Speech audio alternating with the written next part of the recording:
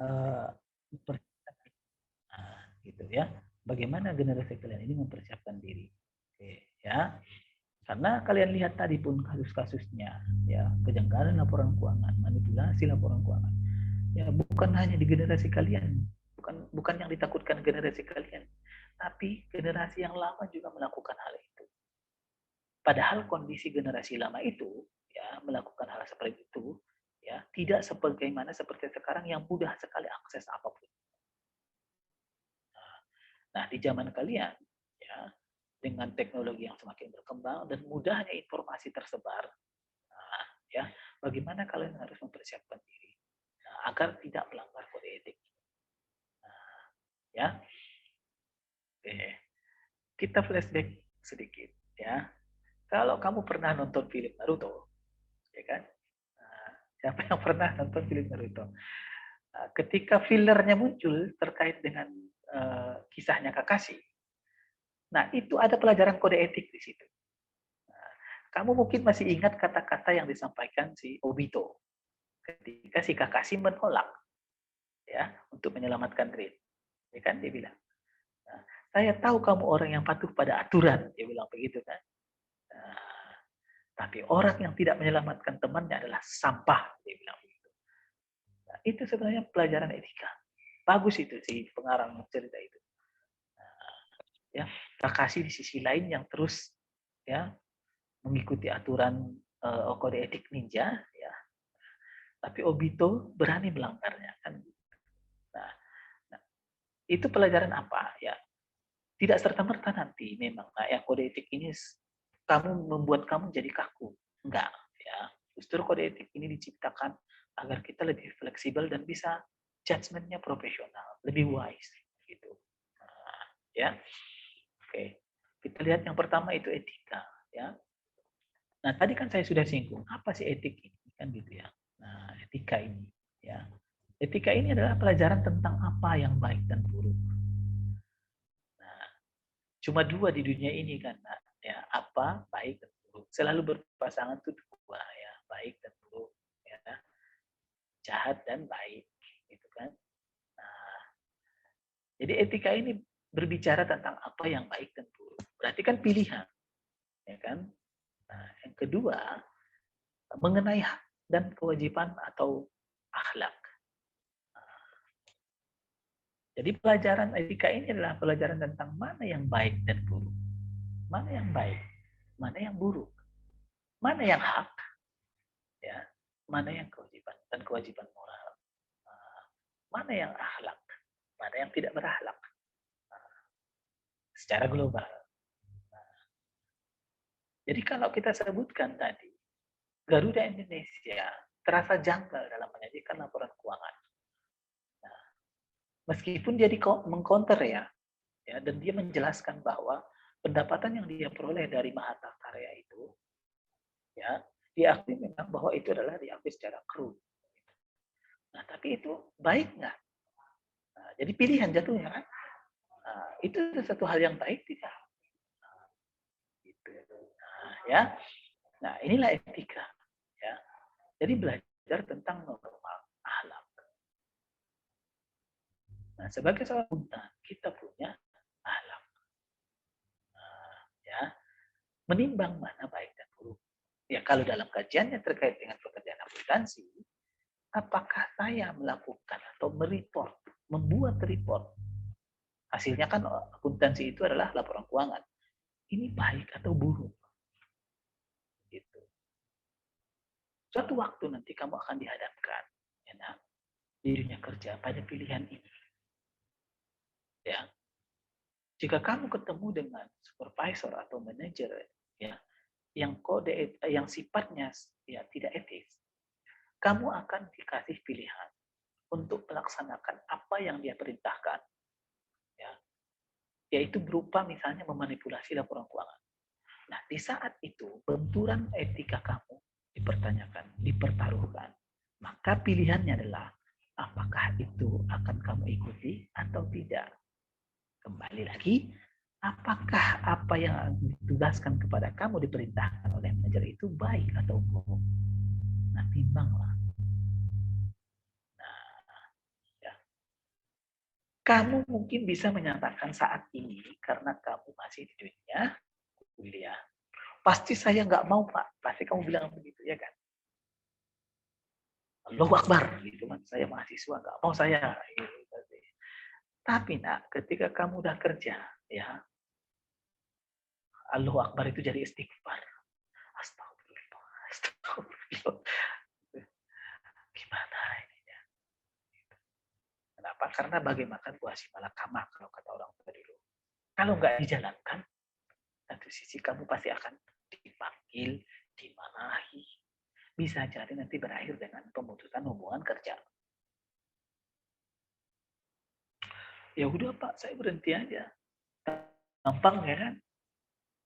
Pas dilemanya datang nak di saat itu, Tuhan itu nggak menguji secara mudah nak ya. Sekali uji lolos nggak begitu Tuhan itu mengujinya. Diuji dulu hari ini ya. Terus eh, udah kamu misalnya udah dalam hati udah oke, saya mengikuti yang baik gitu. Datang lagi ujiannya itu, beruntun lagi. Nah, ya, kamu mungkin bisa bilang udah saya berhenti aja kerja. Datanglah tiba-tiba WA istri kamu misalnya, ya, ya, Janu sakit, anak sakit ini butuh biaya berobat, mampus nak. Datang pilihan kedua kan, aduh gimana? Kalau berhenti, kalau nggak dijalankan, nanti dia berhenti saya. Sementara saya butuh buat biaya berobat. Kalau saya nggak gajian, saya dapat duit dari mana? Nah, kamu akan dihadapkan pilihan-pilihan seperti itu. Nah, ya. Cuma ketika datang pilihan itu, nah, saran saya, nasihat saya, ya, pilihlah selalu hal yang baik. Ya. Pilihlah selalu hal yang baik. Karena pilihan yang baik, ya, tidak akan pernah ditinggalkan oleh Tuhan. Benar. Saya merasakannya sampai sekarang. Nah, makanya saya berani saya resign kalau misalnya menurut saya itu tak etis. Saya berani resign. Gitu. Karena saya yakin bahwa pilihan saya itu adalah membawa kepada kebaikan. Nah, ya. Nah, jadi ingat etika ini adalah belajar ya tentang apa yang baik dan buruk. Nah, bagaimana saya bisa menerapkan itu nanti di dunia kerja, gitu ya? Maka pilihlah selalu hal-hal yang baik. Nah, makanya ingatlah selalu kode etika kita sebagai seorang akuntan. Nah, saat ini kamu kan masih dalam dunia pendidikan, gitu ya.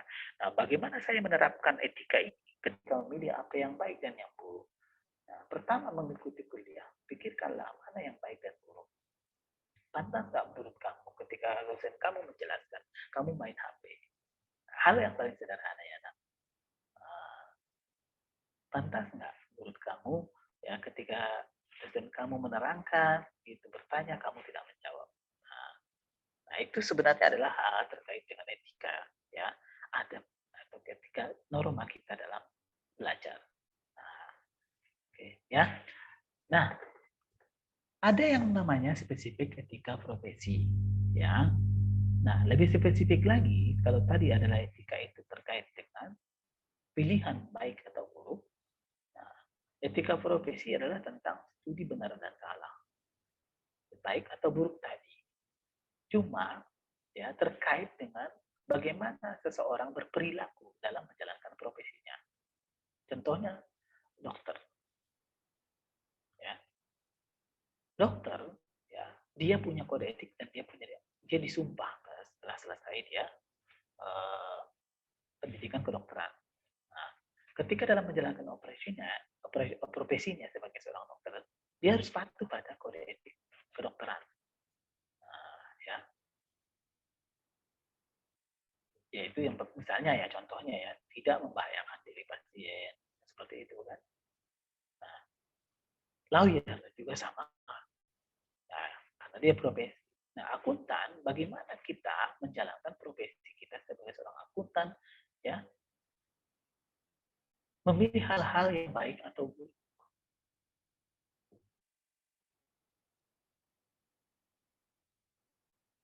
Sederhana memang kalau akuntan ini, ya kan? Kenapa? Karena kita masih bisa berlindung misalnya di balik PSAK. PSAK-nya kan bilangnya begini, bahasanya kan begini, saya menafsirkan begitu. Banyak penjelasan seperti itu. melakukan sesuatu, ya, kejanggalan. Nah, ya. Nah,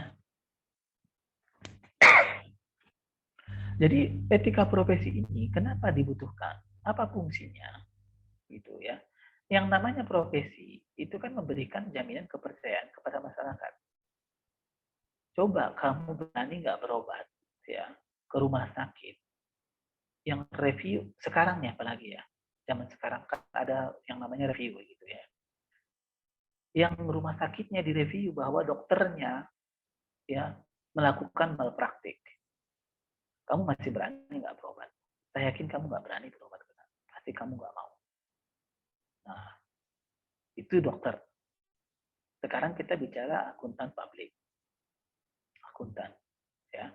Jika seorang akuntan publik ya mengaudit klien ya, dan klien ini ya dikenal memanipulasi laporan keuangan yang sama kayak tadi lah ya, kayak kasusnya Enron dan kasusnya ini, masih mau nggak orang percaya terhadap akuntan publik itu? Semua klien yang dia periksa nggak akan percaya, maka merembetlah ya, ya siapa klien yang selanjutnya yang dia periksa, wah jangan-jangan bersama, seperti itu.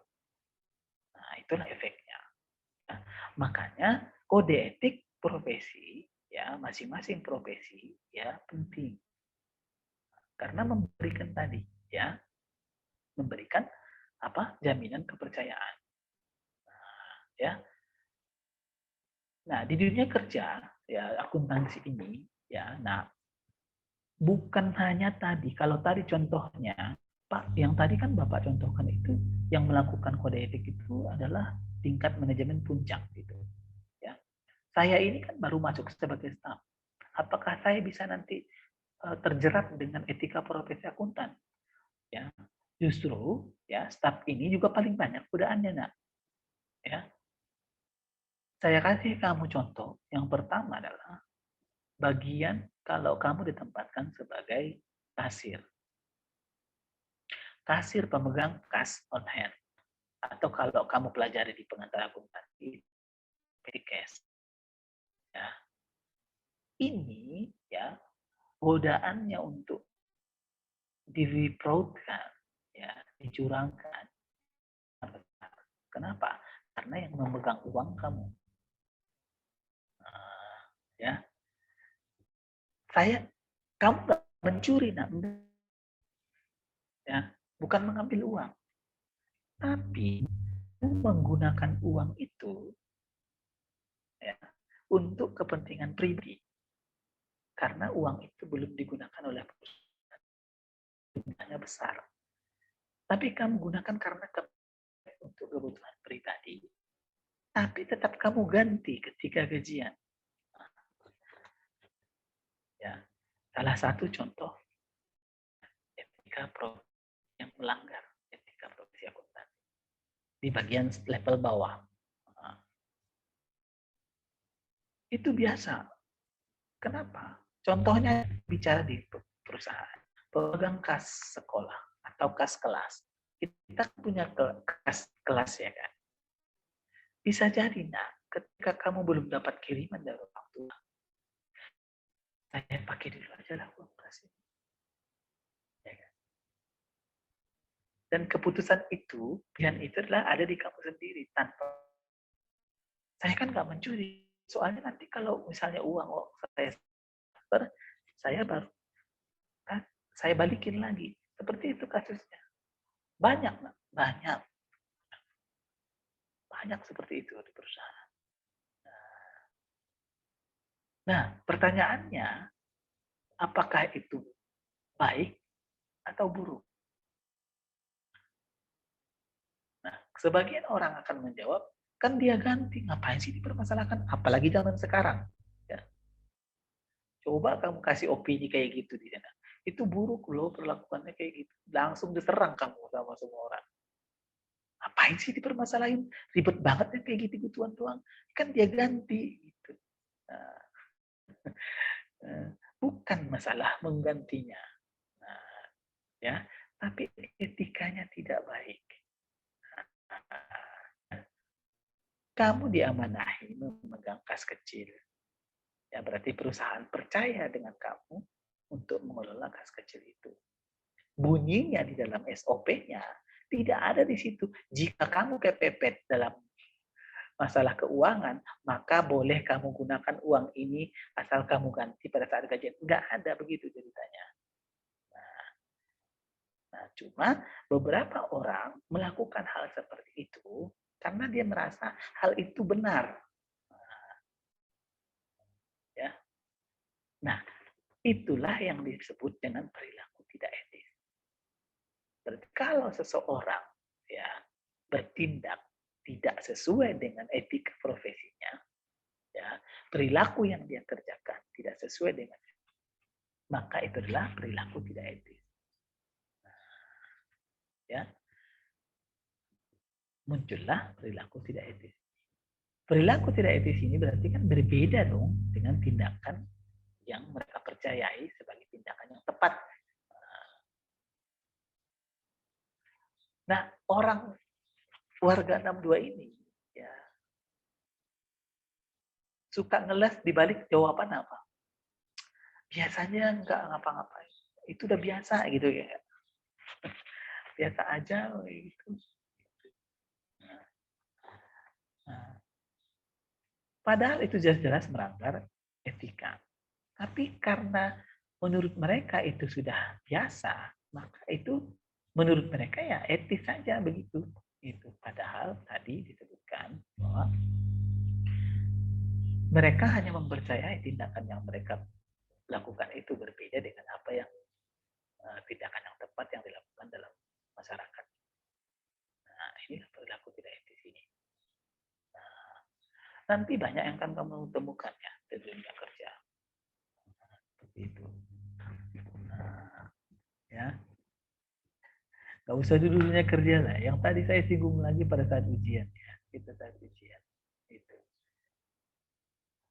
Coba kamu lihat di sosmed-sosmed kalau ada komen begini, yang ada bikin video TikTok kayak teman-teman gua kalau udah pas ujian semuanya jadi budak gitu kan. Nah, komennya apa coba baca. Emang berasa sok pinter banget. Kalau gue punya teman kayak gitu begini-gini. Kenapa mereka bisa berkomentar seperti itu? Nah, justru kalau ada yang komen, ya salah lu sih, kenapa lu nggak belajar? Itu yang diserang. Coba aja kalau nggak, habis kamu diserang gitu sama orang kayak gitu. Nah, ya. Nah, karena itu tadi mereka percaya bahwa tindakan yang mereka lakukan itu, ya, adalah tindakan yang tepat. Nah, nah, maka inilah yang harus kita hindari, ya, perilaku tidak etis ini. Ya, nah, sebagai seorang akuntan nantinya ya, yang akan berkarir di dunia akuntansi, nah, kamu jangan melakukan perilaku tidak etis. Nah, ingat, laporan keuangan itu alat untuk mengambil keputusan. Jika kamu berani melakukan tindakan tidak etis dalam menciptakan laporan keuangan, maka banyak pihak yang dirugikan. Ya, maka kamu menyediakan laporan yang menyesatkan. Bayangkan berapa orang yang kamu sesatkan. Itulah yang harus kamu tanggung jawab nanti. Ya, di akhirat. Berat kan? Nah, yang tadinya harusnya dia, misalnya ya, yang tadinya harusnya dia berlaba, ya, ya kamu, ah kita buat aja rugi biar kita nggak bayar pajak. Nah, padahal seandainya kamu sajikan dengan benar bahwa dia berlaba, ada potensi bahwa karena ada capaian, maka ada kenaikan gaji yang ditetapkan oleh pemegang saham untuk semua karyawan. Nah, tapi gara-gara kamu untuk menghindari pembayaran pajak, gitu ya kan, kamu buat rugi agar nggak bayar pajak. Kalau rugi kan nggak bayar pajak, ya nggak? Nah, tapi gara-gara itu apa? Hilang kesempatan orang mendapatkan kenaikan gaji. Nah, dosa nggak? Nah, berapa karyawan yang ada di perusahaan kamu itu? Yang kamu kerja itu? Nah, segitu orang lah yang kamu jahat. Nah, ya, maka jangan pernah sekali-kali melakukan perilaku tidak etis. Nah, Nah, perilaku tidak etis ini juga ya. Tadi yang saya sebutkan, kita suka berbenturan dengan apa yang dianggap kebiasaan oleh masyarakat. Hal itu udah biasa. Nah, saya bilang sama kamu, nah beneran, nanti kalau kamu udah kerja, itu nanti ya, itu hal-hal manipulatif kecil itu dianggap kayak biasa aja. Gitu, sama orang. Nah, ya. Saya pernah nemuin teman dekat saya di perusahaan, ya, nggak boleh sebut merek, ya. Karena ada satu kode etik ya, dan menjaga kerahasiaan, makanya saya nggak sebut merek. Nah, saya temukan dia melakukan tindakan fraud yang tidak beretika. Yaitu dia mengambil fee, ya, meminta fee kepada vendor. Jadi setiap kali pengadaan sesuatu kan nanti di perusahaan itu ada namanya pengadaannya. Nah, kamu kalau mengadakan acara kan ada seksi konsumsi misalnya gitu kan. Berarti pengadaan semua konsumsi gitu ya. Nah, dia melakukan tindakan tidak etis itu adalah dengan cara menghubungi vendor-vendor ya.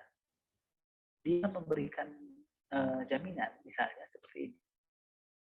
Nanti kalau kamu berbapak saya ajukan ke PT begitu. Akan saya push agar bisa masuk ya waktu itu parkir ya. Waktu itu untuk urusan parkir.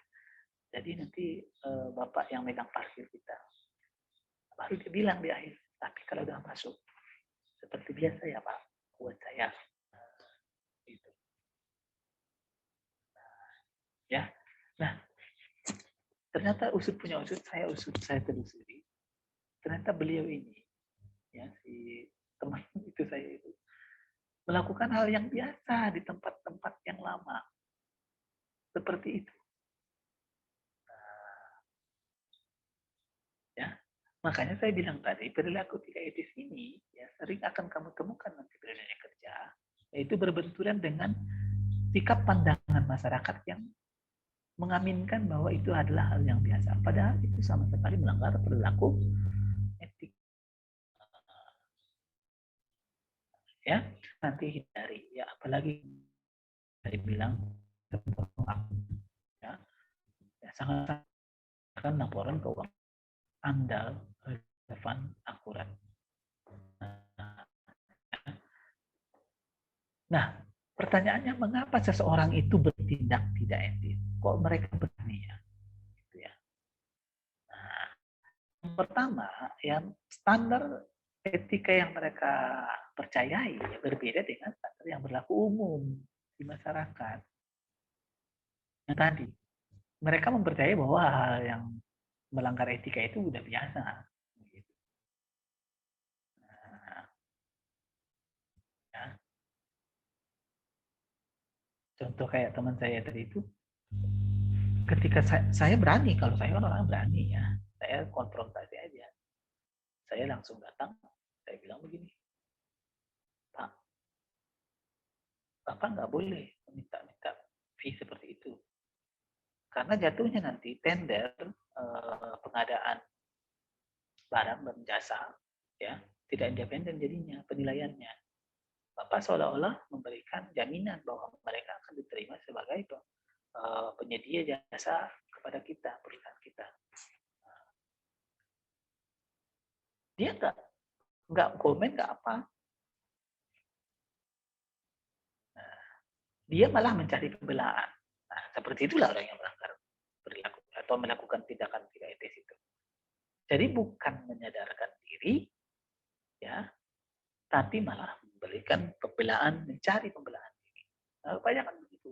Nah, gitu. Nah, ya. Yang kedua, ya, apalagi kalau bukan tindakan ego, nah, mementingkan diri sendiri. Teman saya itu dapat 50.000 ya, 750.000 selama 3 bulan dengan cara meminta-minta fee. Nah, ya. Nah, Kalau kamu menemukan perilaku yang tidak etis, nah jika kamu berada di posisi yang serba salah misalnya, saya kan masih sebagai staf Pak, nggak mungkin saya ini, karena saya nanti pasti akan diomongkan dengan sebagainya seperti itu.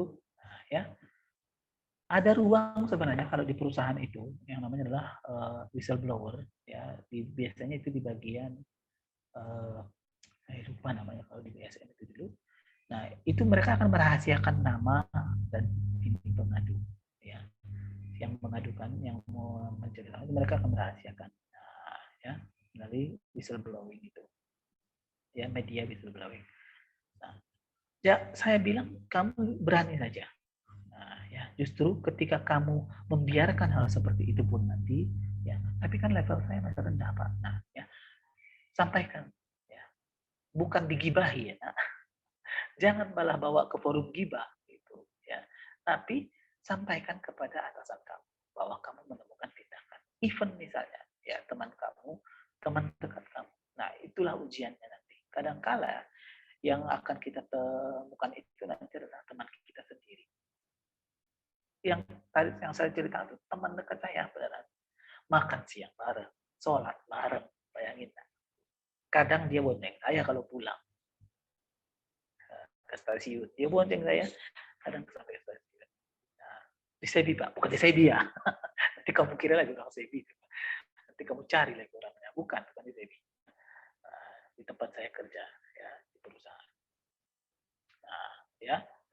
Nah, kalau kamu menemukan hal seperti itu, ya, kamu ini kan kalau apa? Kalau demo kan udah rasanya kayak mau jihad ke Palestina ya kan. Nah, nanti ketika kamu kerja, ya semangat itu jangan dikubur ya. Nah, jika kamu menemukan hal yang tidak etis, perilaku yang tidak etis, ya yang mengarah kepada fraud apalagi, nah, kamu harus whistleblower, ya, sampaikan. Ya, even pun nanti tidak ditindak, ngapain Pak? Nggak diapa-apain dia juga kok. Tugas kita adalah menyampaikan. Setidaknya kita sudah memenuhi kewajiban. Tugas kita menyampaikan. Gitu, ya. Nah, jadi ingat ya, maka kalau kamu ada di antara dua ini, yang alasan ini, melakukan sesuatu, maka kamu berarti sudah melakukan tindakan tidak etis. Nah, misalnya kamu mau egois, ya, menentukan sesuatu berdasarkan kehendak kamu tanpa mengindahkan orang lain. Nah, kamu sudah egois. Ya. Atau yang kedua, kamu mengukur standar yang ada di masyarakat dengan standar kamu sendiri. Nah, ya, itu egois. Ya. Dan itu melanggar etika dan bukan perilaku etis. Nah, ya, oke. Nah, ya, jadi kenapa etika itu perlu? Ya, kenapa etika profesi itu perlu? Nah, bagi akuntan, ya tadi laporan keuangan ini adalah jaminan informasi. Maka akuntan harus menjaga kepercayaan masyarakat. Jadi profesi-profesi ini kan profesi apa ya, yang menyediakan jaminan-jaminan kepada masyarakat ini ya erat kaitannya dengan masalah trust. Nah, kalau sudah runtuh kepercayaan masyarakat terhadap suatu profesi, ya, maka runtuhlah profesi itu. Maka kalau akuntan sudah tidak lagi dipercayai oleh orang dalam menyusun laporan keuangan, ya nanti laporan keuangan akan seperti apa? Bursa efek itu kita nggak bisa bayangkan seperti apa. Orang mau investasi nanti seperti apa? Nah, ya kan? Nah, kasus yang sekarang nih, gara-gara apa tuh? Yang pamer video TikTok yang anak pejabat yang pakai mobil itu kan, kemudian kan Bu Sri Mulyani membuat larangan itu kan, nah, heboh kan? Apa? Gara-gara uploadan itu hilanglah kepercayaan orang. Nah, kredibilitas Kemenko dipertanyakan loh. Karena terjadi polemik kan. Nah, dengan larangan dari Bu Sri Mulyani yang melarang apa klub moge ya, klub moge di Dirjen Pajak, ya seolah-olah Dirjen Pajak itu jatuhnya menjadi orang-orang yang uh, tidak jujur gitu kan. Nah, jadi polemik. Nah, makanya etika profesi ini penting tadi adalah menjaga kepercayaan masyarakat. Nah, bayangkan kalau semua akuntan-akuntan ini ya mau memanipulasi laporan keuangan kliennya, nah, ya bayangkan apa yang akan terjadi. Tidak ada lagi kepercayaan masyarakat. Ya, IAI itu akan tutup, nggak ada lagi gunanya. Jurusan akuntansi tutup sudah. Nah, ya, saya juga berhenti dari akuntan saya. Nah, mendingan jadi tukang masak ya kan. Nah, ya, nah itu ya. Nah, oke. Ada pertanyaan sebelum kita lanjut dulu sampai sini? Ada yang mau kita diskusikan atau nanti kita lanjut lagi? Gimana moderator? Lanjut dulu Pak. Biasanya sesi Dulu ya. jawab. Oke. Nah, kita masuk ke bagian intinya. Nah, apa sih ya kode etik yang harus kamu pegang sebagai seorang akuntan? Ya, mulai dari sekarang kamu harus ingat ini. Ya, oke. Nah, tadi sudah kita buka kasus. Nah, sekarang kita lihat lagi ya. Nah, ini dari Kemenkeu ya ada berita ditemukan pelanggaran pada audit laporan keuangan Garuda. Izin akuntan publik Kasner Siruma PA dibekukan. Nah, jadi kan akuntan publiknya adalah Kasner Siruma PA yang mengaudit laporan keuangan Garuda. Karena dianggap ya Kasner Siruma PA ini tadi tidak menjalankan standar audit. Ya, standar audit. Standar audit erat kaitannya dengan etika ya. Nah, makanya laporan keuangan yang Garuda tadi itu terasa janggal gitu. Nah, apa itu yang tadi ya akrual atas 15 tahun pendapatan dari PT Mahata Karya itu. Nah, ya. Di samping ini ada lagi berita Bapepam kasus Kimia Farma merupakan tindak pidana. Nah, ini apa? Kesalahan pencatatan laporan keuangan PT Kimia Farma tahun 2021. Nah, ya. Jadi ada rekayasa keuangan pada Kimia Farma tahun 2021. Kimia Farma itu apa sih Pak? Itu loh, nah, perusahaan obat itu. Nah, ya, kalau kamu beli apotek Kimia Farma gitu ya. Nah, ini juga BUMN ini kan. Nah, ya. Nah, ini juga ya berkaitan dengan perilaku tidak etisnya ya yang ada di wilayah akuntansi. Nah, skandal-skandal akuntansi. Masih banyak lagi. PT Kereta Api Indonesia pernah kena kasus juga, Indofarma kena, ya, Indosat juga pernah. Nah, ya bahkan waktu itu Telkomsel juga pernah. Ya. Pertamina aja pernah yang sahamnya melantai di bursa efek Amerika pernah. Nah, ya. Nah, oke, ya. Nah, apa prinsip dasar ya etika akuntan? Nah, kalau kamu baca di IAI itu memang terbitan daripada IAI gitu ya. Ada 5 yang akan kamu patuhi ya sebagai kode etik untuk seorang akuntan. Yang pertama adalah integritas ya. Yang kedua adalah objektivitas, yang ketiga adalah kompetensi dan kehati-hatian profesional, yang keempat adalah kerahasiaan, yang kelima adalah perilaku profesional. Oke, ya. Nah, 5 itu ya, sebagai seorang akuntan. Yang pertama adalah integritas. Integritas adalah jujur, lukasil, dalam semua lini hubungan profesional, hubungan ya. Kamu sebagai seorang akuntan harus tegas, jujur, pegang tinggi kejujuran. Nah, makanya kalau kamu nyontek di mata kuliah saya, ya, itu saya sangat sekali. Ya. Karena kamu akuntan kok nyontek gitu loh anak ini gitu. Sangat sedih sekali. Nah, ya. Kenapa hilang integritas kamu sebagai seorang akuntan? Nah, jawaban yang kamu berikan kepada saya berarti jawaban yang jujur. Nah, itu ya. Nah, jadi bagaimana cara kamu untuk meningkatkan integritas kamu? Ya bicaralah apa adanya, ya lakukan apa adanya. Nah, sesuaikan dengan bagaimana kemampuannya. Nah,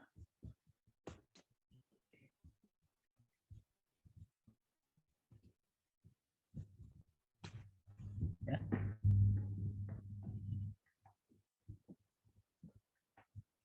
Sorry tadi hilang ya. Hilang Ustaz, screen-nya tidak ada. Iya. Tadi keluar yang satu ini, oke ya. Nah, tadi integritas ya. Nah, makanya jujur ya. Jujur. Nah, ini mudah nak disebutkan ya teman-teman semuanya. Kamu pasti kalau saya tanya kamu orang yang jujur nggak? Pasti kamu jawab jujur ya kan? Nah, kata yang mudah tapi susah. Nah, diterapkan. Nah, kenapa? Karena ini berhubungan dengan hanya kamu dan Tuhan yang tahu. Kan? Kecuali kalau ada orang yang menyaksikannya, baru kamu, Tuhan, dan orang itu. Kan begitu. Nah, ya. Contohnya sekarang puasa. Siapa yang masih puasa? Ya. Banyak orang yang nggak jujur ya. Ya. Nah, jadi dalam semua tataran hubungan profesional sebagai pengakutan dan hubungan bisnis, ya, tegas dan jujur lah. Jadi bukan karena itu perusahaan temanmu, kamu mengaudit, ya sebenarnya juga melanggar independensi sih, nggak boleh sebenarnya karena ada hal independensi nanti. Misalnya itu perusahaannya bapak temanmu lah, itu agak jauh kan rupanya. Gara-gara dia bapaknya temanmu, malah kamu berikan opini WTP, mana yang seharusnya adalah pengecualian atau tidak wajar malah. Gitu. Nah, bersikaplah tegas, ya. Adil, kalau memang salah, salah. Gitu. Nah, jujur aja, ya. Nggak usah poles-poles. Nah, kalau kamu bukan sebagai auditor, kamu sebagai akuntan, ya, jujur apa adanya, sajikan. Nggak usah poles. Nah, ya.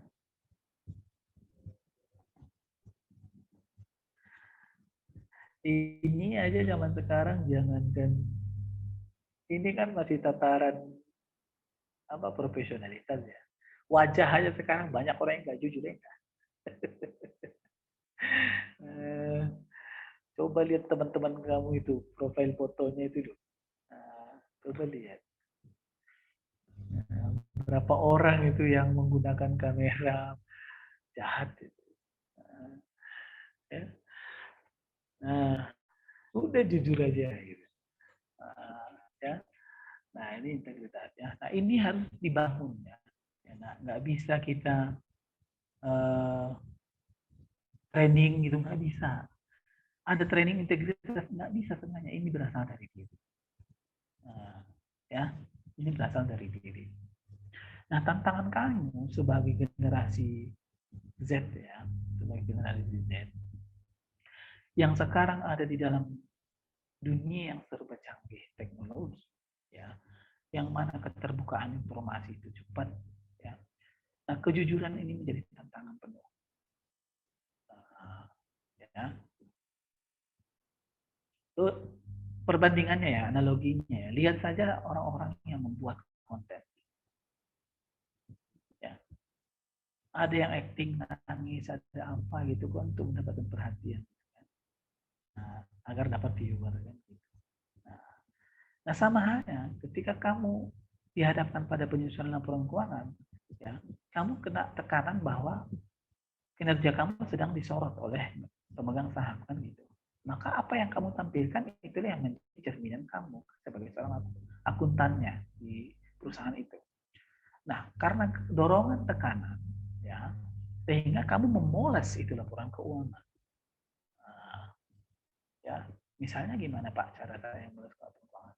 Ya, kamu mengurangi beban, malah kamu nggak mencatat beban yang seharusnya ada beban. Kamu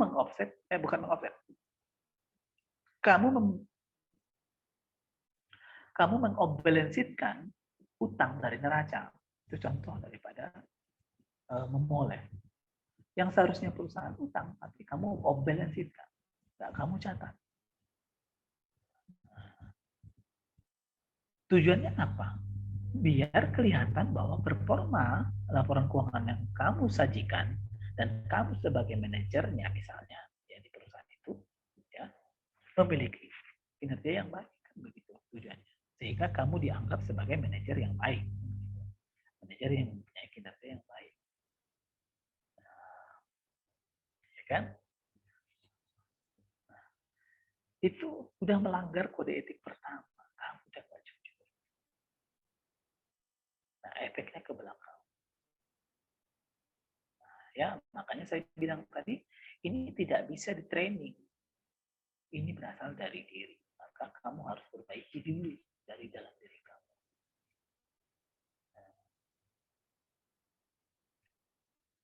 Oke ya. Oke. Itu yang pertama ya. Yang kedua ya, perilaku objektivitas. Ya, etika objektivitas. Objektivitas ini ya tidak memihak. Ya. Jadi jangan subjektif. Jangan dipengaruhi oleh subjektivitas ketika kamu misalnya menyusun laporan keuangan.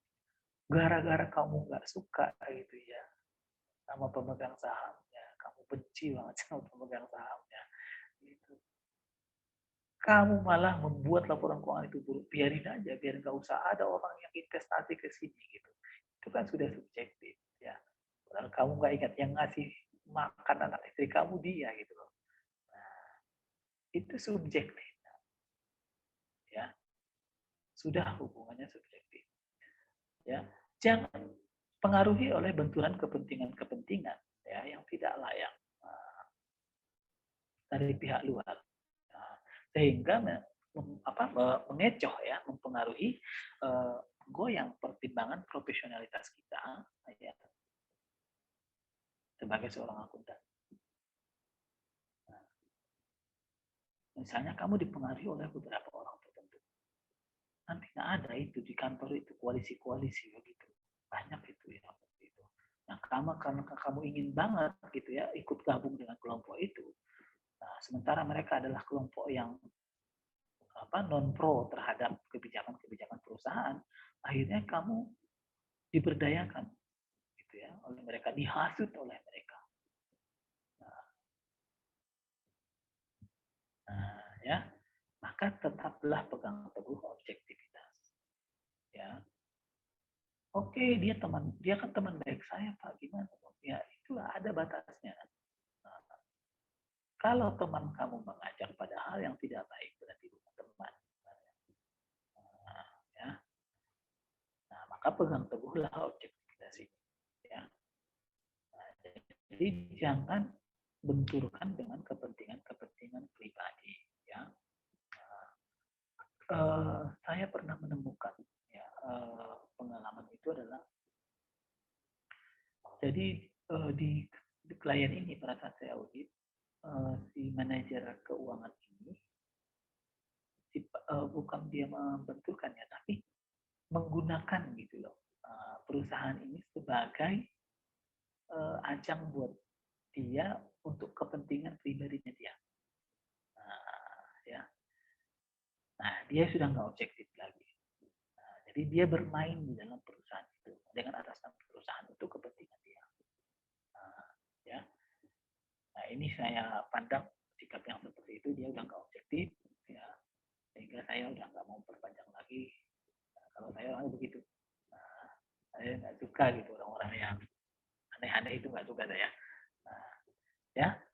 Sehingga judgement dia pun ya dipengaruhi, kelihatan banget waktu itu saya lihat penyusunan laporan keuangan dia juga ya tidak lengkap gitu. Terlalu banyak alasan gitu, padahal itu ada kepentingan pribadi di dalamnya. Nah, saya bisa telusur waktu itu dan buktinya saya dapat itu banyak kepentingan pribadi, cuma ya berdalih di belakang gitulah. Nah, itu ya, jadi jangan biarkan ini ya kamu langgar ya. Selalu objektif. Pandang secara objektif ya, jangan biarkan subjektivitas kamu mempengaruhi profesional judgment kamu ya, pertimbangan profesional kamu.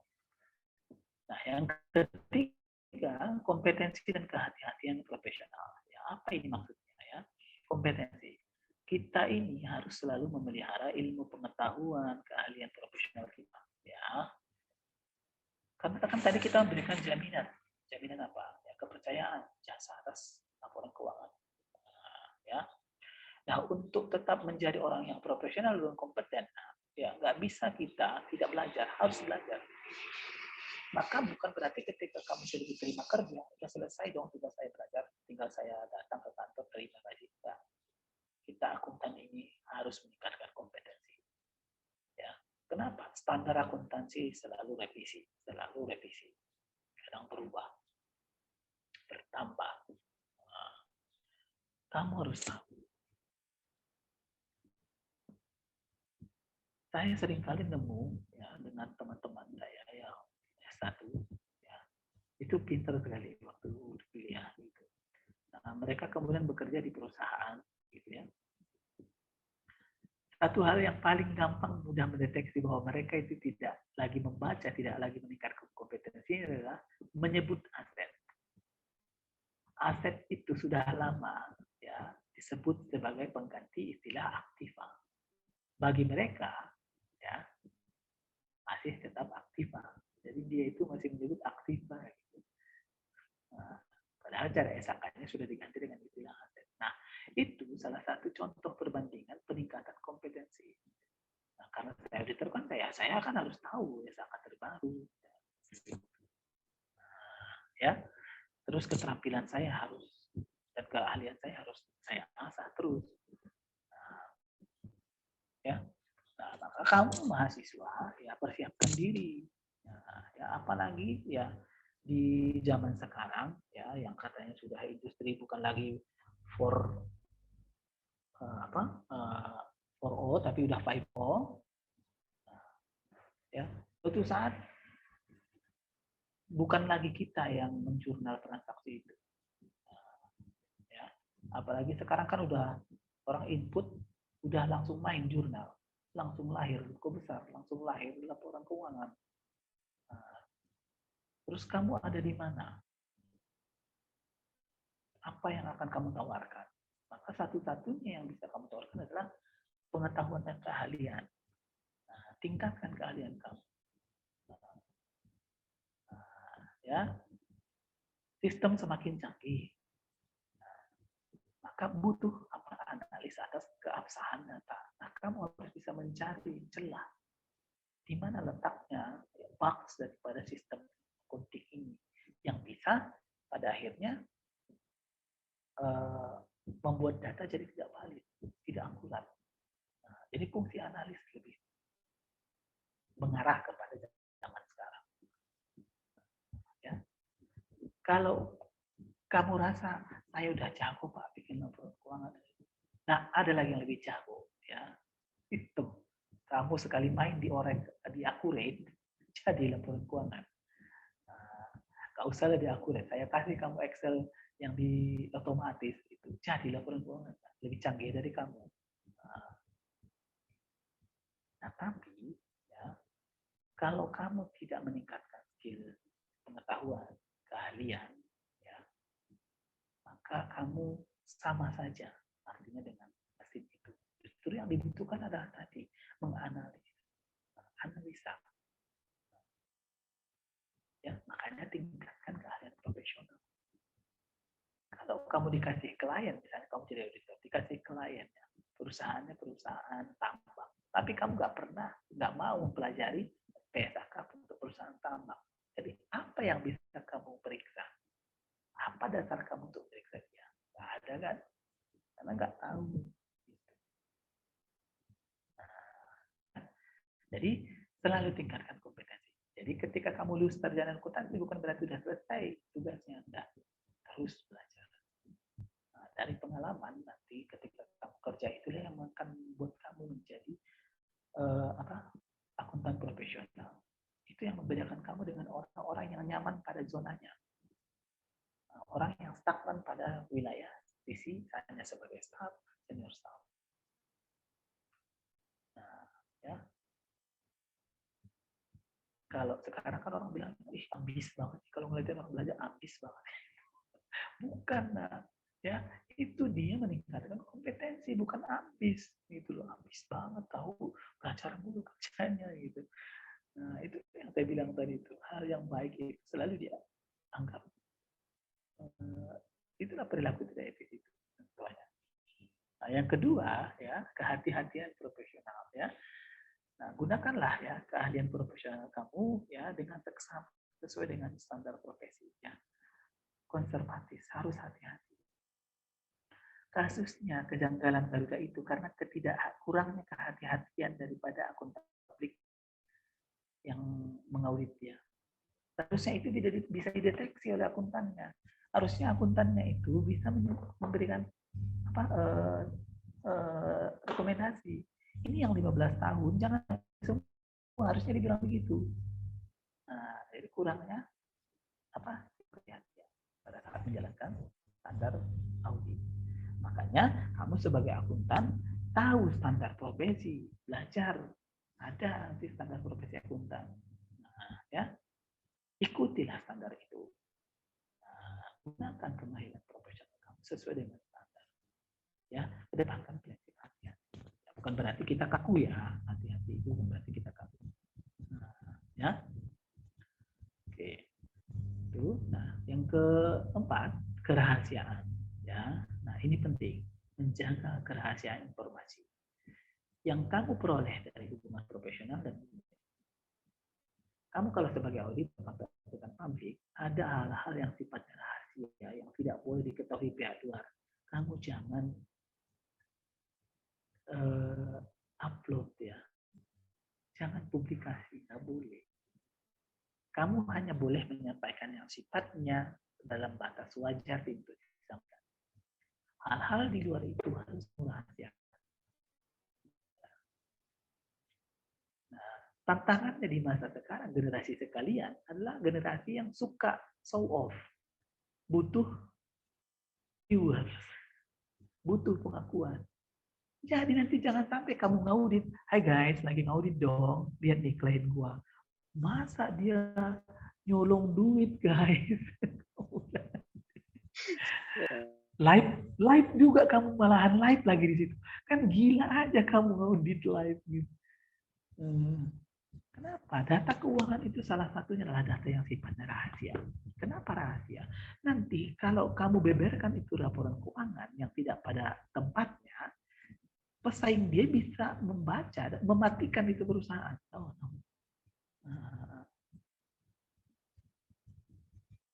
Nah, ya. Nah, makanya yang suka-suka apa-apa upload gitu ya. Kurang-kurang ya, nak. Ini tantangan generasi kalian.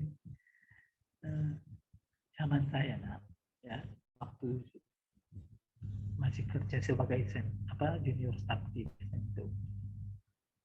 Sebelum saya udah ketemu dulu dengan Kabak itu bahwa apa yang ditanya orang terkait dengan informasi yang berhubungan dengan apa yang saya kerjakan tidak boleh saya jawab kecuali saya konsultasi dulu dengan dia. Tapi seperti itu.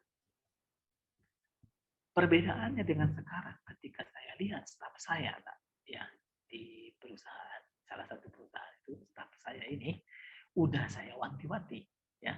Ketika saya diangkat sebagai manajer, saya kan speech di depan mereka. Saya bilang, satu yang saya tekankan kepada kalian ya,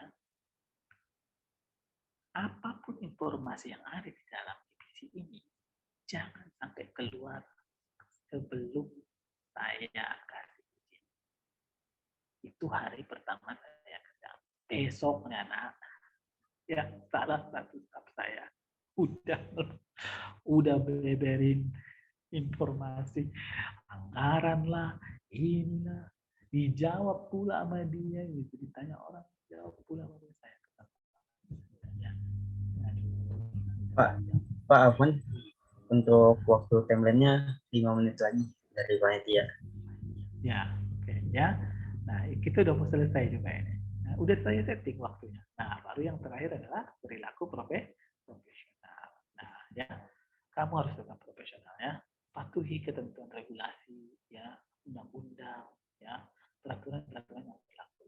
Tetap profesional. Nah, ya. Hindari tindakan-tindakan yang mendiskreditkan profesi. Jangan gara-gara kamu profesi akuntan ini menjadi coreng namanya. Dan selalulah bertanggung jawab. Ya. Apapun yang kamu lakukan, tanggung jawab. Jangan lari dari tanggung jawab. Nah, itu menunjukkan kamu bahwa seseorang yang berperilaku profesional. Nah, ya. Kalau generasi sekarang itu kan gampang menyerah ya, saya lihat. Dikasih challenge sedikit. Aduh, mental saya kena. Udah langsung. Aduh, nggak kuat mental saya. Aduh, kayak gitu ya. Nanti kalau kamu kerja banyak tekanan di dalam kerja itu. Nah, ya. Banyak yang saya lihat itu generasi-generasi kalian yang akhirnya memutuskan cepat resign. Gitu ya. Nah, kenapa? Bisa merusak mental saya. Mental healing dulu. Nah, itu kan nggak perilaku profesionalnya. Ada yang kabur tidak menyelesaikan tanggung jawabnya. Itu banyak. Ya. Nah, 5 inilah ya tadi ya kita simpulkan ya etika itu ya sebagai bentuk ya dari materi kita hari ini ya. Apa itu etika tadi? Itu pelajaran tentang baik dan buruk ya, norma ya atau akhlak gitu ya. Nah, kemudian kenapa orang tidak berperilaku etis itu biasanya karena cara pandang dia berbeda ya dengan apa yang terjadi dalam kehidupan masyarakat pada umumnya. Yang kedua dia egois kan. Nah, yang ketiga itu tentang etika profesi ya. Nah, pentingnya etika profesi itu karena untuk menjaga kepercayaan masyarakat. Nah, sebagai akuntan ya kita punya 5 etika profesi yang harus kita jaga. Yang pertama tadi apa? Integritas. Yang kedua objektivitas. Yang ketiga kompetensi dan kehati-hatian. Yang keempat adalah kerahasiaan, menjaga rahasia. Dan yang kelima harus tetap selalu berperilaku profesional. Nah, ya, tantangan bagi kalian generasi Z itu ya ada di dalam 5 itu. Ya, ujian integritas tadi seperti yang sudah saya sebutkan. Ya, sikap objektivitas kalian kan masih suka subjektif dalam menilai sesuatu. Contohnya dalam memberikan review aja, itu nyata banget. Nah, ya, itu subjektif. Nah, ya, sampai kepada perilaku profesional yang tadi yang saya bilang ya generasi sekarang itu ya susah untuk dicetak. Nah, berarti tantangannya apa? Nah, kamu harus menjalankan profesi kamu ya dan berperilaku tetap sebagai perilaku yang profesional. Nah, oke, guys. Nah, itu dulu dari saya sebagai materi ya. Saya kembalikan lagi kepada moderator. Saya berharap ada diskusi ya biar ada feedback dari kalian dan juga dengan saya. Thank you. Saya ucapkan hamdalah. Assalamualaikum warahmatullahi wabarakatuh. Waalaikumsalam warahmatullahi wabarakatuh. Ya, terima kasih banyak pada Pak Lubis ya terkait penyampaiannya tadi pentingnya etika gitu ya dalam profesi kita sih sebagai jurusan akuntansi yang ketika lulus ya tidak lain kemungkinan juga menjadi seorang akuntan ataupun auditor. Nah, mungkin sekarang kita akan masuk ke sesi tanya jawab gitu ya. Mungkin dari peserta yang ingin bertanya dipersilakan untuk menyalakan mic-nya atau mengetik di kolom chat.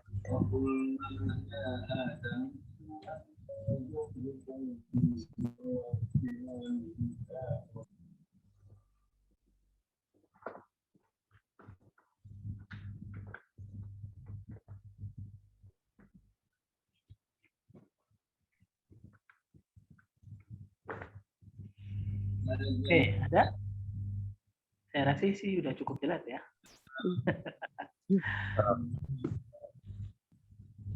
Apa Bu Saima ingin bertanya? Dipersilakan. Boleh. Oke. Ya, ini Ustaz, terkait dengan tadi yang contoh video yang awal diceritakan tentang apa sih laporan keuangan perusahaan plat merah itu gitu ya.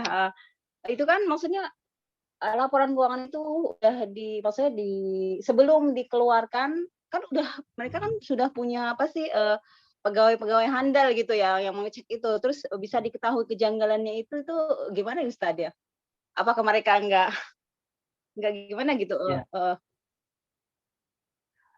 Nah, ya, sepintar apapun orang di suatu perusahaan, sebagai seorang akuntan, ya, masih ada lebih pintar kan di luar itu, ya enggak?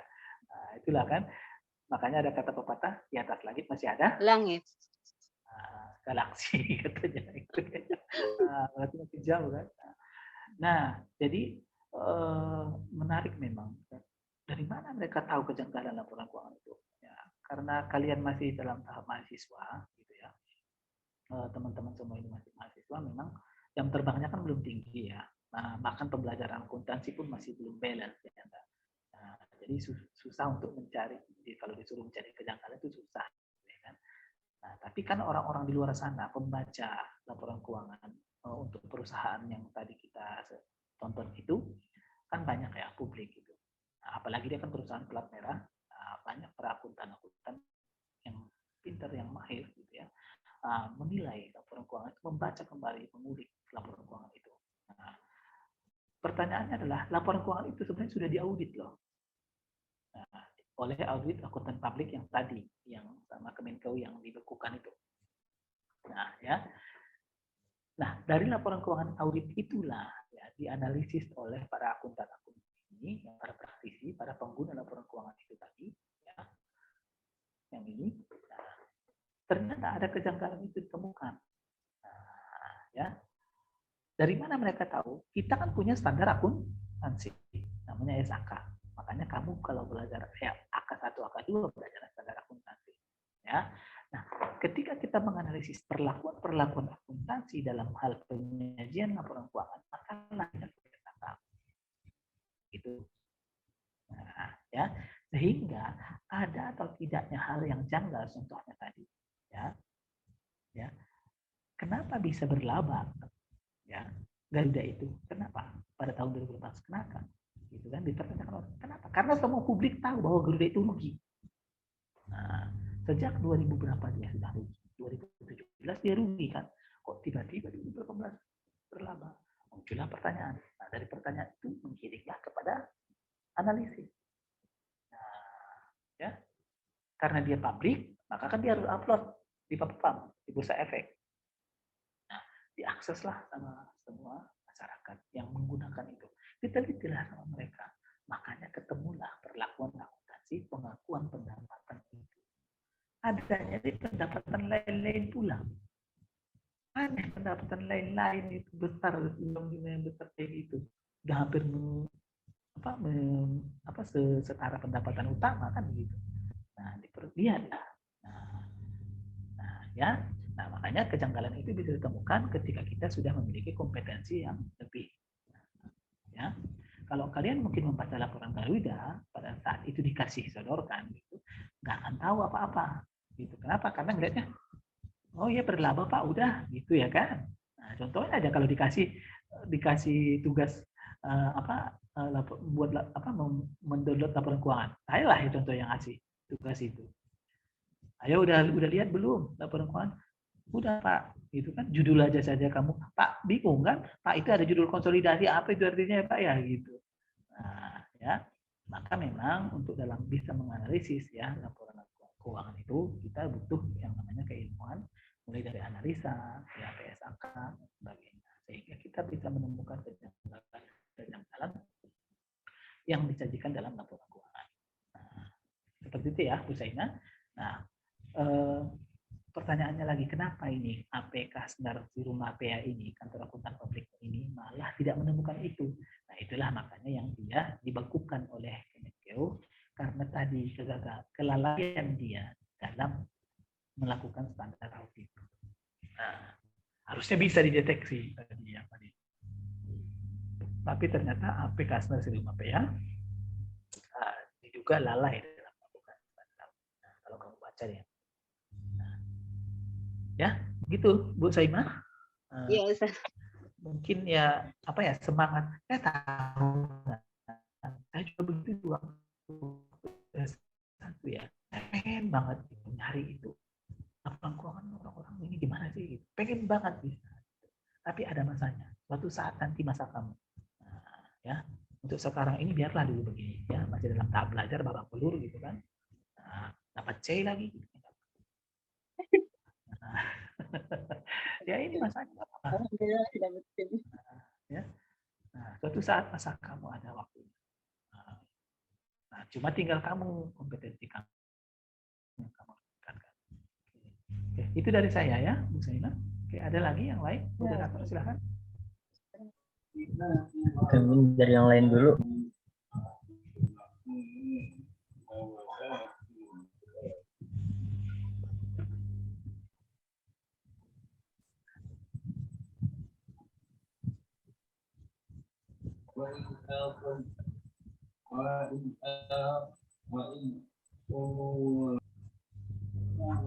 Atau mungkin dari saya ya Pak. Kalau misalkan ada kita tahu gitu ya ada pelanggaran kode etik kayak yang tadi Bapak sebutkan, terus kayak dilema gitu, kita terpaksa melakukannya, kalau nggak ikut itu bakal misalkan keluarin gitu. Nah itu mungkin terus solusinya gimana gitu ya Pak? Jujur ya, saya bilang tadi yang kasus saya yang itu, saya itu 2 bulan kayak orang lindung, bukan lindung apa ya, kayak orang ya inilah kayak orang yang bosan hidup gitu. Sampai teman-teman itu bilang, bis kok berubah ya, yang kemarin ceria gitu kan, ceria orangnya, kok sekarang banyak diam gitu. Kenapa? Satu sisi, apalagi seperti misalnya kamu bilang tadi, dia teman dekat kita dan sebagainya, tiap hari makan bareng gitu kan, kok dia berani melakukan itu ya di belakang saya gitu ya kan. Nah, memang hal itu akan menjadi dilema ya. Dan yang satu lagi ya, saya sebutkan pertimbangan perang batin itu akan ada, pasti ada. Yang kedua ketakutan ya, apalagi kalau kamu levelnya masih di bawah. Kalau saya kan memang karena sudah setara levelnya dengan beliau, maka saya kan lebih tinggi levelnya dari beliau. Nah, meskipun kalau secara usia saya lebih muda sebenarnya dari beliau. Nah, kalau kamu yang level bawah ya, saya bilang ya jangan takut ya. Selagi kamu benar, ya saya yakin ya, saya masih percaya bahwa Allah itu bersama orang-orang yang benar gitu. Nah, ya, coba cari ya, saya sarankan adalah tadi divisi yang khusus untuk menangani hal seperti itu. Nah, nanti kamu akan dirahasiakan namanya. Nah, seperti itu ya. Yang kedua, yang satu yang kamu harus garis bawahi adalah jika kamu menemukan hal demikian, pastikan kamu punya bukti yang cukup ya. Jangan sampai nanti kamu malah diputarbalikkan seolah-olah kamu dianggap memberikan keterangan palsu. Iya, jangan sampai kamu dianggap berbohong ya, tanpa bukti, menuduh gitu kan. Nah, karena bisa jadi nanti itu diputarbalikkan oleh si korban gitu. Ya, apalagi kalau misalnya korban atau si pelaku yang tidak etis itu adalah orang yang tidak menyukai kamu. Ya, bisa jadi tidak berikan. Ya, jadi kumpulkan bukti siapnya, dia baru kamu yakin, nah baru temuilah ya divisi khusus untuk bagian whistleblowing. Biasanya itu ada di bagian, saya beneran lupa, itu berhubungan dengan internal audit sebenarnya. Nah, ya. Oke. Ya, gitu ya kira-kira lagi ya. Nah, pokoknya jangan takut itu saja kalau saya. Nah, perkara kalau misalnya saya dipecat gimana Pak ya? Yang memberikan rezeki itu Allah ya kan. Ya.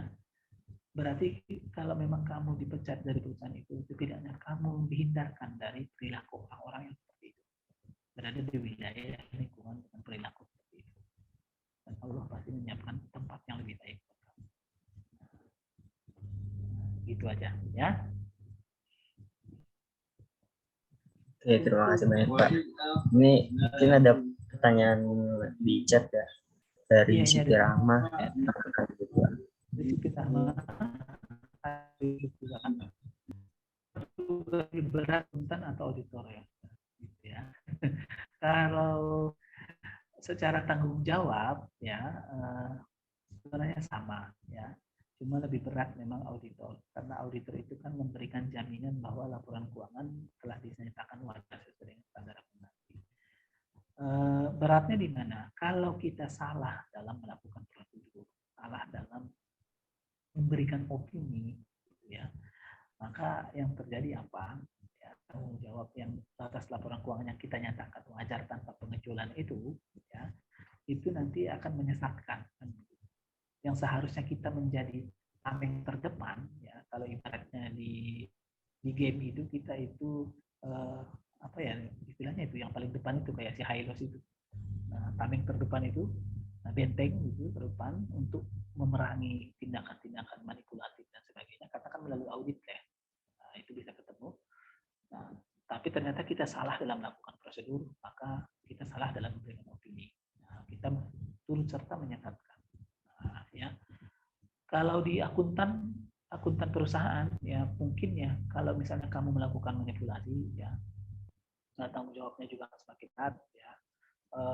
Tanggung jawab kamu kan hanya sebatas menyampaikan laporan keuangan apa yang ada gitu ya.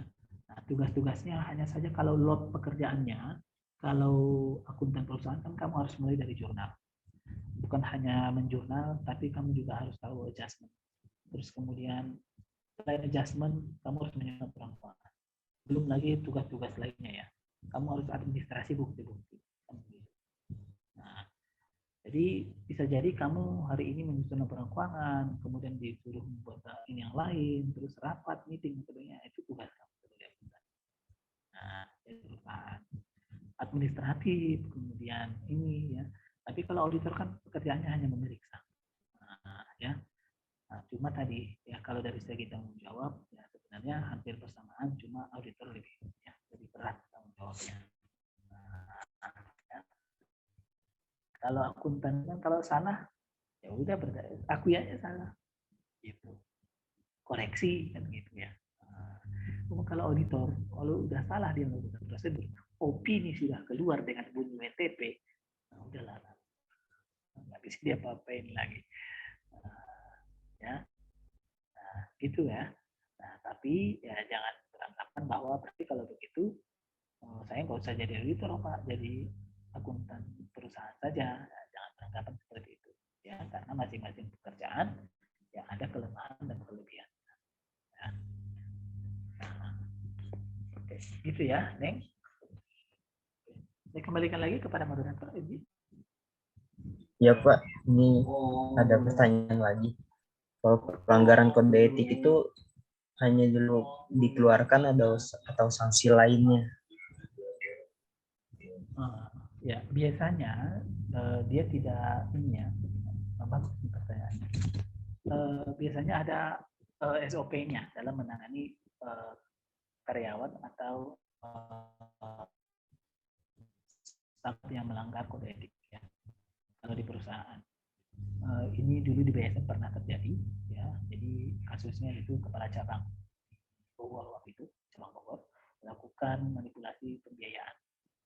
Nah, yang dilakukan kita biasanya dijaki sampai mengumpulkan bukti ya. Jika pelanggaran kode etik itu sampai merugikan perusahaan, nah itu biasanya sudah langsung hubungan kerja. Nah, ya. Tapi kalau dia nanti apa karena dilema juga kan kalau PHK hubungan kerja dan sebagainya kan ada hal lainnya yang harus ditanggung perusahaan juga. Biasanya perusahaan menghindari hal seperti itu gitu ya. Nah, kadang dia diberikan hukuman dulu. Kalau yang BSN waktu itu dia kalau nggak salah dilihat.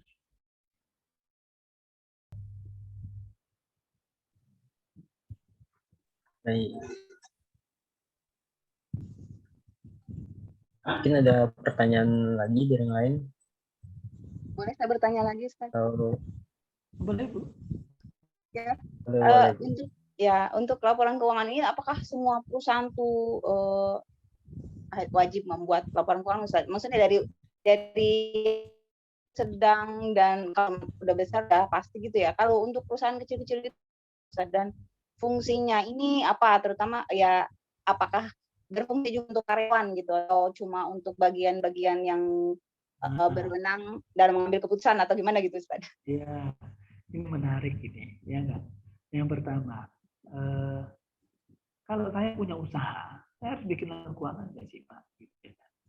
Ya, kalau secara keilmuan akuntansi, secara kegunaan, saya sarankan buat laporan keuangan. Kenapa? Tidak tidak diwajibkan untuk melaporkan kepada pihak-pihak tertentu, ya. Tapi itu menjadi analisis buat kamu ketika kamu ingin membaca progres atau kinerja daripada usaha. Karena hanya dari laporan keuangan senjatanya kita bisa membaca. Ya, saya bisa tahu kok berapa laba saya setiap bulan dari di kepala saya aja.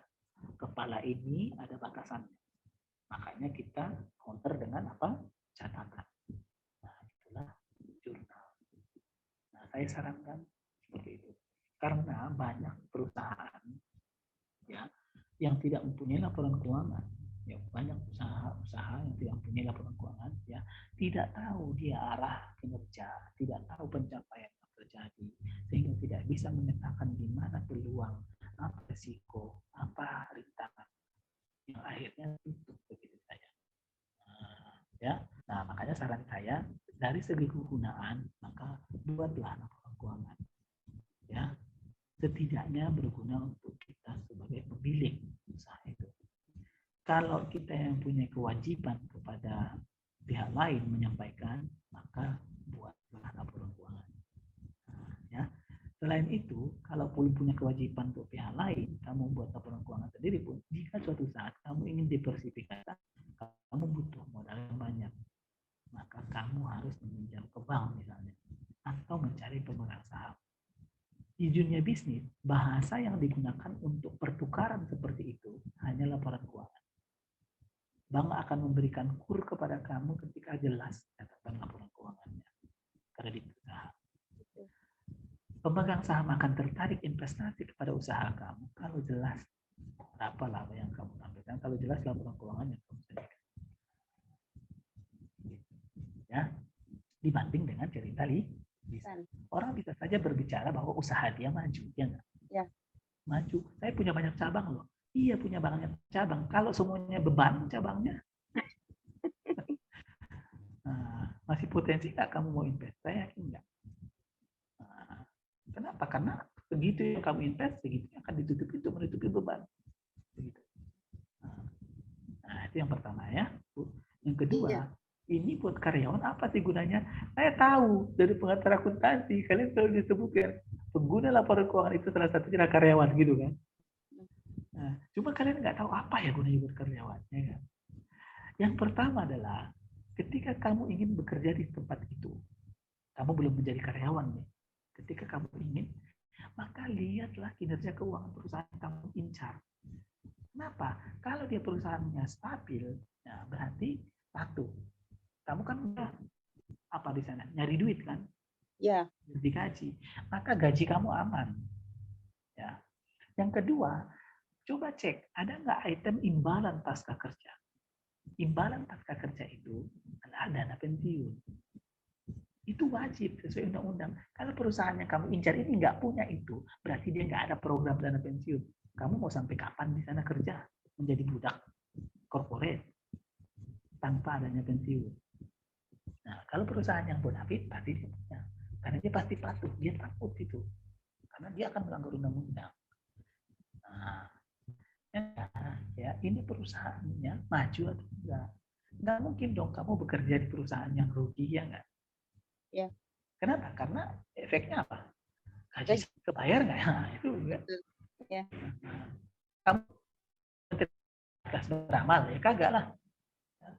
Cara logik aja. Enggak. Nah, enggak Pak, jangan pikirin aja akhirat gitu ya. Aduh nak mati. Kan kita masih di dunia ini butuh duit untuk hidup. Ya kan? Nah, jadi itu fungsinya sebenarnya buat karyawan. Nah, gimana kalau saya sudah bekerja, gitu kan? Saya kan nggak bisa dapat laporan keuangan ya kalau kamu Iya. kerja di perusahaan private akan dikasih. Nah, tapi setidaknya biasanya ada itu tiap tahun pemaparan daripada daripada direksi tentang pencapaian-pencapaian. Nah, itu bisa kamu Iya. dengarkan. Ya betul. Ya Ustadz, pengalaman saya dulu kan saya pernah bekerja gitu ya Ustadz ya. Ya. Bertahun-tahun gitu kerja. Cuma nggak pernah kok tahu laporan kan, cuma dengar gini aja misalkan bagaimana misalkan biasanya kan mereka memberikan bonus jika ada keuangan perusahaan lagi bagus gitu. Jadi cuma di tahun ini kita nggak dapat bonus ya karena apa sih pendapatan gimana gitu. Jadi cuma kita nggak tahu laporannya gimana, cuma diinfokan seperti itu aja. Nah, pengen nuntut gimana gitu ya, soalnya nggak ada bukti gitu kan. Ya. Tapi biasanya jika memang sudah seperti itu ya, itu memang sudah melalui pertimbangan yang matang ya Bu. Jadi jangan dikira bahwa ketika mereka menyebut kita nggak bagi bonus ya tahun ini, jangan dikira kan perusahaannya laba terus. Jangan dikira seperti itu. Kenapa? Karena pertimbangan untuk tidak membagikan bonus itu saja, mereka itu sudah ketar-ketir, sudah gemetaran. Sampai kenaikan gaji juga Ustaz gitu. Sampai dengan kenaikan gaji pun begitu. Karena mereka pikirkan apa? Kalau nanti sampai tidak ada kenaikan bonus, karyawan saya kabur semua gimana? Kan gitu. Iya. Nah, jadi memang ya pertimbangan. Nah, makanya kalau udah begitu ya silahkan aja apakah saya mau incar perusahaan baru atau tidak. Oke. Gitu ya, Bu. Ya, thank you. Terima kasih. Saya kembalikan lagi kepada moderator. Kayaknya sudah lewat waktunya ya. Iya Pak. Tadi pertanyaan terakhir. Oh iya, pertanyaan terakhir. Oke. Ya mungkin sebelum saya tutup, saya ucapkan terima kasih banyak pada Pak Lubis terkait penyampaian materinya, terus juga menjawab pertanyaan dari penanya. Gitu. Mungkin sekarang ini ada sesi penyerahan cenderamata dari panitia berupa sertifikat pada pemateri. Mungkin.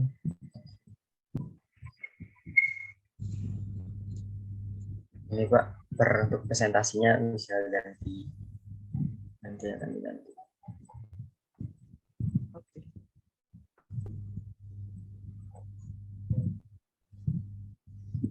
Nah ini sertifikat dari SAF ya, untuk Bapak karena telah mengisi webinar pada pagi hari ini.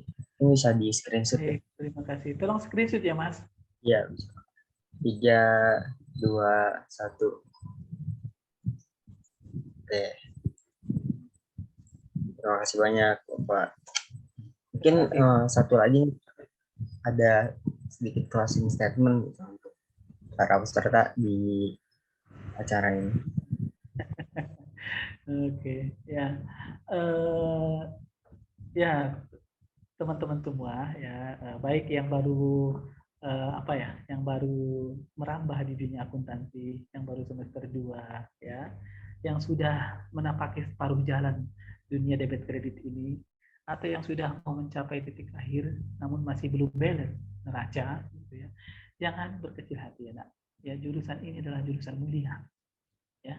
Kamu kalau merasa tersesat, kalau nasihat Pak Dadang kepada saya dulu, kamu tersesat di jalan yang lurus. Nah, ya, karena tidak banyak orang yang berani mengambil jurusan ini. Nah, ya, ini jurusan yang mulia, ada di dalam Al-Quran. Neraca itu dibunyikan di dalam Al-Quran. Nah, yang bikin neraca itu kita, orang akuntan ini.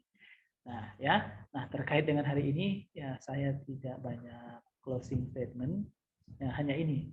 Ya, belajarlah dari kasus-kasus skandal akuntansi. Jangan pernah melakukan hal yang sama jika kamu berada di posisi itu. Yang kedua, pahami dan terapkan prinsip dasar etika akuntan. Kapan? Mulai dari sekarang, meskipun kamu masih mahasiswa. Justru dari situlah terbentuk ya diri kamu seutuhnya sebagai profesional akuntan. Nah, yang terakhir, ya mungkin yang di mata kuliah auditing sudah pernah dengar, be a good, kind, and professional akuntan. Ya, itu saja dari saya. Terima kasih. Assalamualaikum warahmatullahi wabarakatuh. Waalaikumsalam warahmatullahi wabarakatuh. Terima kasih banyak Pak Lubis, dan juga telah berakhirnya juga sesi penyampaian materi pada webinar pagi hari ini. Semoga kita bagi generasi Gen Z gitu ya bakal menghadapi rintangan-rintangan yang lebih sulit gitu ke depannya, dan juga semoga kita dikuatkan gitu ya dalam menghadapi dilema gitu ya, agar tetap menjaga etika-etika kita, maupun etika dalam agama maupun etika dalam berprofesi. Yang mungkin untuk saya juga kurang lebihnya mohon maaf ya apabila banyak salah dan juga kurang maksimal dalam menyampaikan moderator. Saya pamit undur diri. Assalamualaikum warahmatullahi wabarakatuh. Waalaikumsalam. Waalaikumsalam warahmatullahi wabarakatuh. Terima kasih semuanya ya. Terima kasih. Ya, Ustaz. Iya, baik. Terima kasih Bapak. Coba Masya Allah semuanya teman-teman, dan dari materi yang sangat luar biasa dari Bapak Lubis terkait dengan etika dari akuntan, dan juga tadi sedikit pembahasan dari pelaporan keuangan. Di sini alhamdulillah kita sudah nyampe di penghujung acara. Untuk mengingatkan lagi kepada peserta yang belum absen, dimohon untuk absen di link Google Form yang sudah disediakan. Dan kita menuju ke acara selanjutnya, yaitu acara dokumentasi. Kepada panitia dimohon untuk dipandu acara dan sesi dokumentasi. Dipersilakan. Oke, baik. Boleh silakan teman-teman.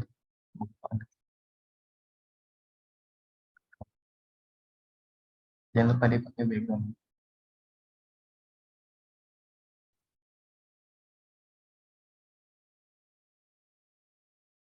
Ada lagi?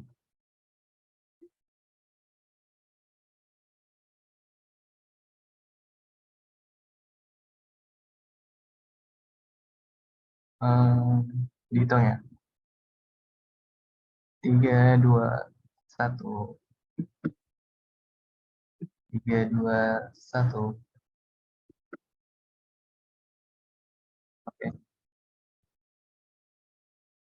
Masih. Oke, teman-teman semuanya, menuju ke acara selanjutnya, yaitu doa yang akan dipimpin oleh Saudara Muhammad Fadil Nur Hidayat.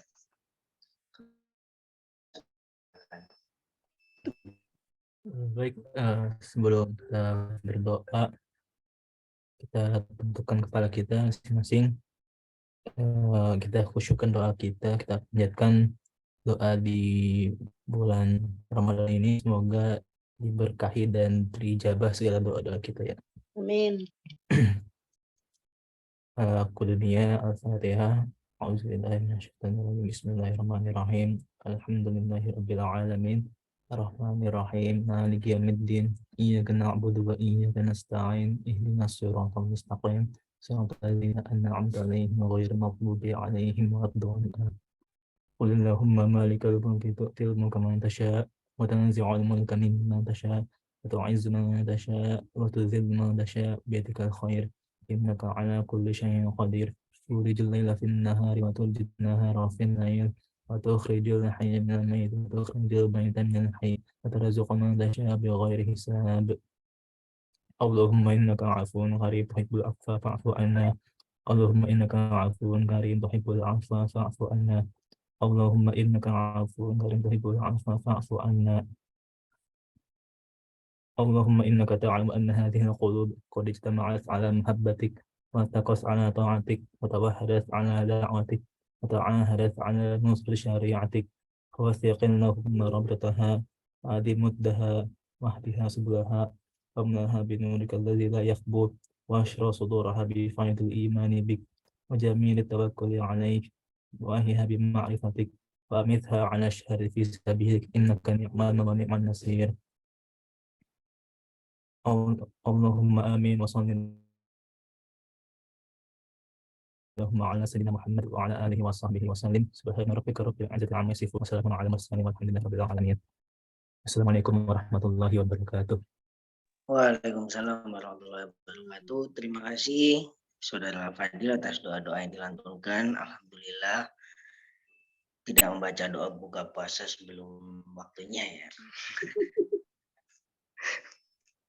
Oke, terima kasih. Saya sebagai pembawa acara pada acara webinar dari acara Syariah Accounting Challenge Festival 2023. Mohon maaf jika ada banyak salah maupun dari salah kata maupun perbuatan, itu datangnya dari saya. Jika ada lebihnya itu datangnya dari Allah Subhanahu wa taala. Tetap semangat teman-teman yang mengikuti lomba akuntansi ini. Jangan lupa hari-hari puasa jangan menghibah dan jangan mokel bagi yang laki-laki ya. Bagi yang cewek kan nggak apa-apa mokel. Kalau ada halangan. Aduh. Sebelum saya tutup, saya akan menyampaikan pantun. Indonesia negara hukum, sebagai rakyat kita wajib patuh. Sekian, wassalamualaikum warahmatullahi wabarakatuh. Waalaikumsalam warahmatullahi wabarakatuh. Keren, thank you. Thank you, thank you. Ya, terima kasih banyak. Aul.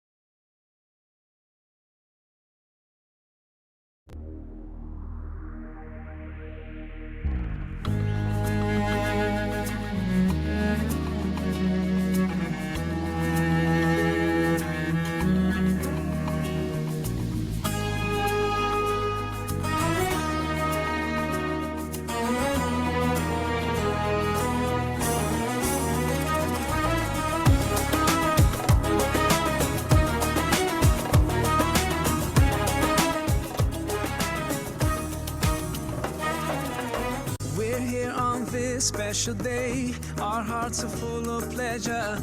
A day that brings the two of you close together. We're gathered here to celebrate a moment you'll always treasure.